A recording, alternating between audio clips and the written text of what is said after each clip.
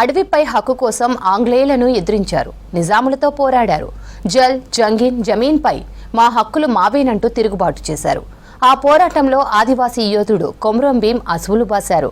కానీ హక్కులు రాలేదు. ఎన్నో ఏళ్లకు ఇప్పుడు ఆదివాసీ బిడ్డలకు అడవిపై హక్కులు లభించాలన్న కొమరం భీం ఆశయం త్వరలో నెరవేరనుంది. కమ్యూనిటీ రైట్స్తో అడవులపై ఆదివాసీలకు హక్కులు ఇవ్వనుంది సర్కార్.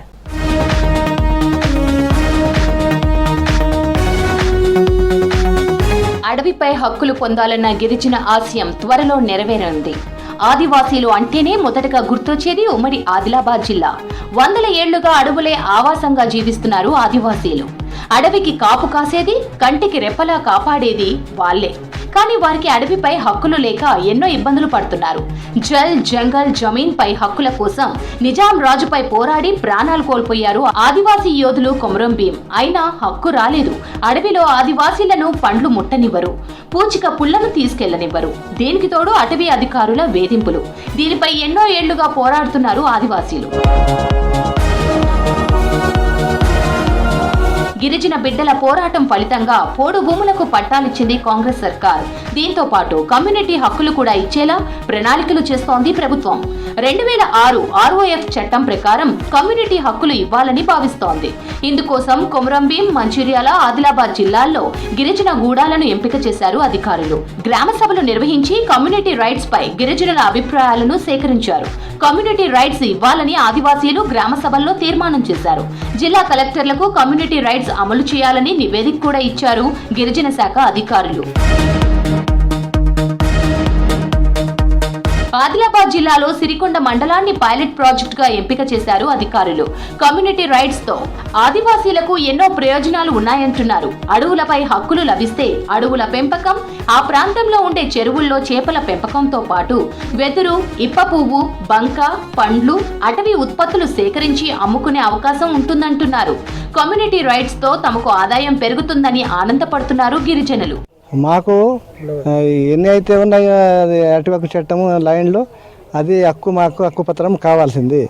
మావ నాటే మావ రాజ్యం అంటే హక్కుపత్రము మాకు కావాల్సింది.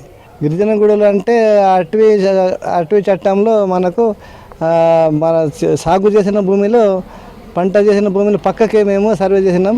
దాంట్లో లేలే అంటే దాదాపు 500 ఎకరానికి సర్వే చేసిండు ఈ ప్రభుత్వం. అయితే ఆ హక్కుపత్రం రావాల, దాంట్లో ఎన్ని విస్తాలు, ఎన్ని రకాల చెట్లు ఉంటాయి, ఆ చెట్లని మేము ఉపయోగం చేసి పనికి వచ్చిన చెట్టుని లాభ పొందుతాం. అక్కడ ఒక ఉసిరి చెట్టు అనేది ఉంటుంది, కనకబొంగు ఉంటుంది, మళ్ళీ సాగువాని చెట్టు ఉంటుంది, అన్ని రకాల చెట్టు ఉంటాయి వనస్పతిలో. సార్ మా దగ్గర ఇప్ప చెట్టు ఉంటుంది. ఇప్ప చెట్టు అంటే ఇప్ప పువ్వులు ఏరుకొని అవి ఇట్లా ఆరబెట్టుకొని తెచ్చుకొని అమ్ముకుంటారు. కమ్యూనిటీ హక్కులతో ఆదివాసీల స్థితిగతులు మారుతాయంటున్నారు అధికారులు. మహారాష్ట్రలోని చంద్రపూర్ జిల్లాలోని పంచగాం గ్రామంలో ఆదివాసీలకు అడవులపై కమ్యూనిటీ హక్కులు ఇచ్చారని తెలిపారు.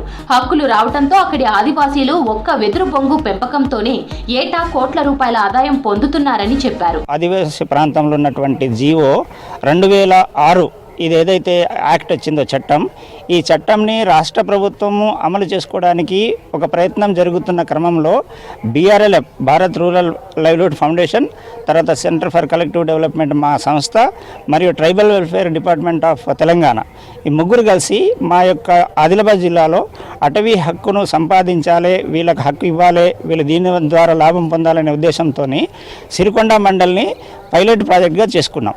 పైలట్ ప్రాజెక్టులో మండల్ మొత్తంలో ఎన్ని అటవీ హక్కు పొందడానికి అవకాశం ఉన్న గ్రామాలు ఉన్నాయో ఆ గ్రామాల్లో మొత్తం 70 గ్రామాలు మొత్తం ఉండగా, అటవీ ప్రాంతంలో మాకు అటవీ హక్కు కావాలి అని ఎంచుకున్న వాళ్ళు 36 గ్రామాలు.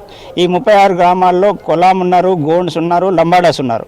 మొత్తం కూడా ఆ మండలానికి 36 క్లెయిమ్స్ ఇస్తే ఆ ప్రాంతంలో ఉన్నటువంటి సాంప్రదాయ అటవీ హక్కులు ఏవైతే ఉన్నాయో అవి పొందడానికి వాళ్ళకి అవకాశం ఉంటుందనే ఉద్దేశంతో మా యొక్క ప్రయత్నం జరుగుతుంది. అడవులపై ఆదివాసీలకు హక్కు ఇవ్వాలన్న సర్కార్ నిర్ణయాన్ని స్వాగతిస్తున్నారు ఆదివాసీలు. ప్రభుత్వ నిర్ణయంతో వృద్ధిలోకి వస్తామని సంతోషపడుతున్నారు.